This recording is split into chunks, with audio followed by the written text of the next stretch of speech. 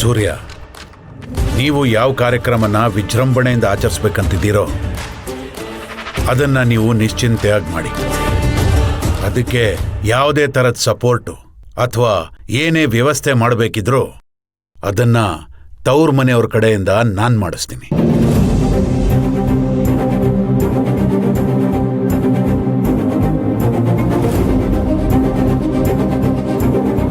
ಆಗಬಹುದಾ?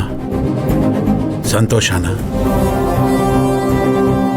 ಅಪ್ಪ, ಈಗ ನನಗೆ ಜೀವ ಬಂದಾಗಾಯ್ತು. ಎರಡೂ ಕುಟುಂಬ ಒಂದಾಗಬೇಕು ಅನ್ನೋದು ನಮ್ಮ ತಾತನ ಕನಸು. ಅದು ನಿಮ್ಮಿಂದ ನೆರವೇರ್ತಿದೆ. ನನಗೆಷ್ಟು ಸಾಕು,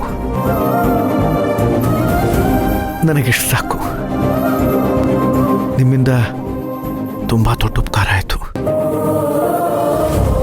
ಇದರಲ್ಲಿ ಉಪಕಾರ ಏನ್ ಬಂತು? ಇದು ನನ್ನ ಕರ್ತವ್ಯ. ಬನ್ನಿ, ಊಟದ ಸಮಯ ಆಯ್ತು, ಊಟ ಮಾಡ್ಕೊಂಡು ಹೋಗ್ರಂತೆ. ನೀವು ಒಪ್ಕೊಂಡ್ರಲ್ಲ, ನನ್ನ ಹೊಟ್ಟೆ ತುಂಬಿತು.